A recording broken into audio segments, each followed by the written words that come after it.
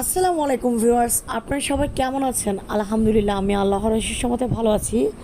তো আজকে একটা সিম্পলভাবে কিভাবে একটা কেক ডেকোরেশন করছি সেটাই আপনাদের সাথে শেয়ার করছি। তো প্রথমে আমি হুইপ ক্রিম দিয়ে কেকটাকে ভালো করে কোটিং করে নিয়েছি। তারপর একটা ব্রাশের সাহায্যে একটু হালকা ডিজাইন করে নিয়েছি। এ পর্যায়ে আমি করছি চকলেট গানাশ দিয়ে কেকটার পাশের সাইডে কোটিং করে নিচ্ছি সুন্দরভাবে। দেখেন, একটু ডিজাইন করে নিচ্ছি চকলেট গানাশ পাইপিং ব্যাগে ঢুকিয়ে। তারপরে যে দেখতে পাচ্ছেন একটু একটু একটু করে আমি চাপ দিচ্ছি, বেশি জোরে না, হালকা হালকা প্রেশার দিতে হবে। বেশি জোরে চাপ দিলে দেখা যাবে অনেক চকলেট গানাশ বের হয়ে যাবে। তো আস্তে আস্তে করে দেখতে পাচ্ছেন খুব আলতোভাবে আমি সুন্দর করে ডিজাইনটা করে নিচ্ছি। তো দেখেন, একটু পরে দেখবেন এটা লুকটা কেমন আসে পুরোটা কোটিং করার পর।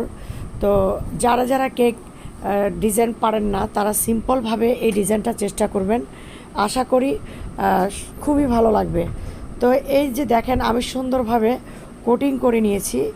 এখন আমি পার্পল কালার ক্রিম দিয়ে কিভাবে হালকা একটা গোলাপ তৈরি করা যায় নজল দিয়ে, স্টার নজল দিয়ে আমি গোলাপ তৈরি করে নিচ্ছি। এই যে দেখেন, খুব সুন্দর করে, খুব জোরে প্রেশার দেওয়া যাবে না, আস্তে আস্তে প্রেশার দিয়ে আমি স্টার নজল দিয়ে, এই যে দেখতে পাচ্ছেন খুব সুন্দর পার্পল কালারটা।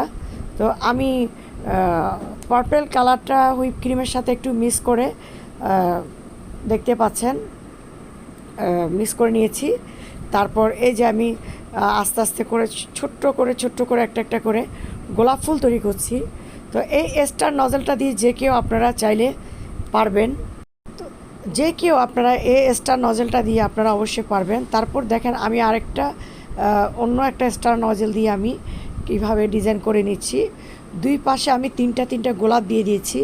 যেহেতু আমি প্রথমে বলেছি এটা একটা সিম্পল কেক, দেখেন আমি সিম্পলভাবে তৈরি করছি খুব সুন্দর করে। তারপর এই যে দেখেন, এই পাশটা আমি সেমভাবে এই পাশটা আমি করে নিব।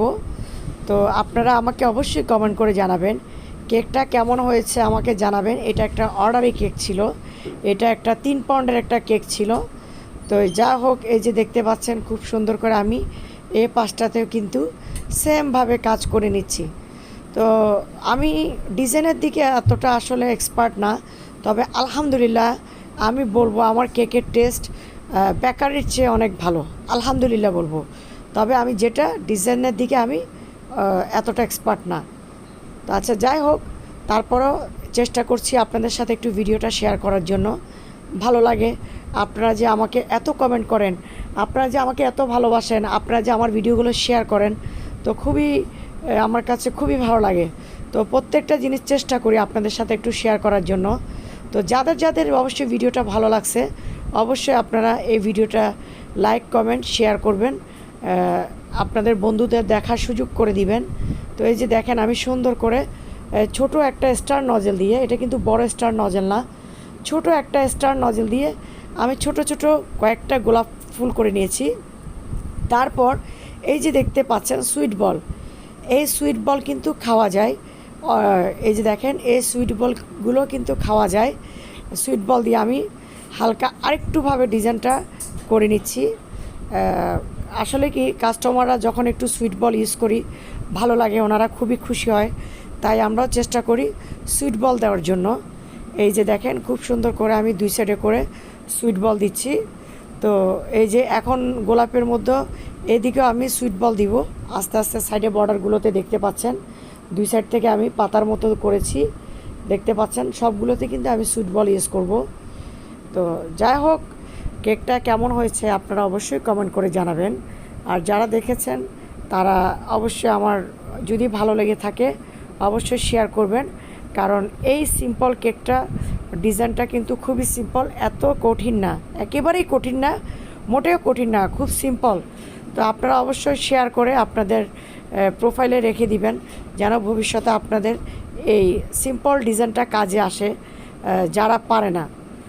এই যে দেখতে পাচ্ছেন আমি গোলাপের মাঝখানে একটা সুইট বল দিয়ে দিচ্ছি। আসলে মোবাইল থেকে সরাসরি কিন্তু কেকটা অনেক সুন্দর লাগছিল। এই যে দেখেন, তো মোটামুটি কেকটা আমার রেডি হয়েছে। তো এই যে, তো সবাই ভালো থাকবেন, সুস্থ থাকবেন। আসসালামু আলাইকুম।